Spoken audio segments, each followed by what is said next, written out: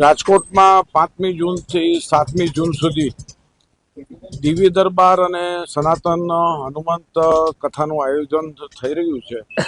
વિજ્ઞાન જથ્થા જે ધાર્મિક આયોજનને આવકારે છે, પરંતુ ધીરેન્દ્ર શાસ્ત્રી છે જે કોઈ જગ્યાએ જાય છે ત્યાં વાદ વિવાદ, વાતાવરણ ડહોળાય છે, અશાંતિ ફેલાય છે, કાયદો વ્યવસ્થા જોખમાય છે. આ શખ્સ છે એ કથાકાર પણ નથી અને સંત પણ નથી. તેને રાજકીય પક્ષને ઓથ આપનારને કીધું કે 4 બાળકો પેદા કરો, વણમાયકી સલાહ આપી છે. પોતે પણ જે લોકોમાં ખોટો દહેશત ઊભી કરે છે. વિજ્ઞાન જાથા એ નક્કી કર્યું છે કે આ કથા દરમિયાન એના વિરુદ્ધની અંદર સૂત્રોચ્ચાર, એ ધરણાનો કાર્યક્રમ અને જે પરચીની વાત કરે છે, દિવ્ય શક્તિની વાત છે, આ તમામ વસ્તુ અવૈજ્ઞાનિક, અવાસ્તવિક અને બોગસ છે. અમે 3 પ્રશ્નો પૂછવાના છીએ અને એના 3 પ્રશ્નોના સાચા અમારા વિજ્ઞાન મંચમાં આવીને સાબિત કરી આપે તો અમે 50 લાખનું અને 1 કરોડનું ઇનામ જાહેર કર્યું છે.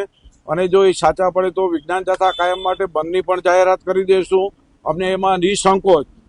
આ કથાકાર ધીરેન્દ્ર શાસ્ત્રીએ લોકોનું કલ્યાણ થાય, લોકોને સાવધાની થાય તેવું આજ સુધી એક પણ કૃત્ય કર્યું નથી. લોકોમાં દહેશત ફેલાવવા છે અને અશાંતિ ફેલાવવા સિવાય કોઈ કાર્યક્રમ આપ્યો નથી. આ માત્ર ને અંધશ્રદ્ધા ફેલાવવાનું ને ભ્રમ ફેલાવવાનું કામ કરે છે. દેશને બાબાઓની જરૂર નથી, દેશને વિજ્ઞાનની જરૂર છે. બાળકો છે યુનિવર્સિટી તરફ પડે એની જરૂર છે.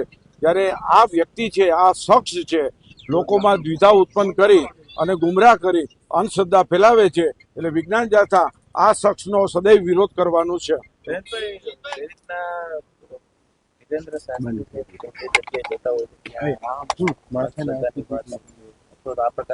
અમુક લોકો વિરોધ કરીને એને ક્યાંક મોટા કરવાનો પ્રયાસ કરતા હોય, કઈ રીતના જુઓ છો? અને ખાસ કરીને ગુજરાતની અંદર અંધશ્રદ્ધા વિરોધી કાયદો છે, તો આની સામે પગલા લેવા જોઈએ. એક તો ખાસ કરીને સરકારે આ ભ્રમ ફેલાવવાના નામે એના અમે ગુનો દાખલ કરવાની પણ વિજ્ઞાન જાથા માગણી કરે છે.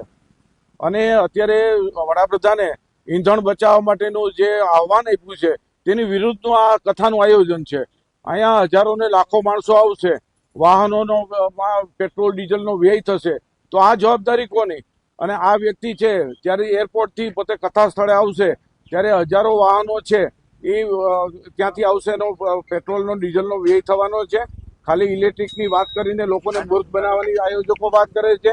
આયોજકોને પણ ફેર વિચારણા કરવા માટે કુદરતનો આ ધીરેન્દ્ર શાસ્ત્રીને એક પણ પ્રકારનો સાથ નથી.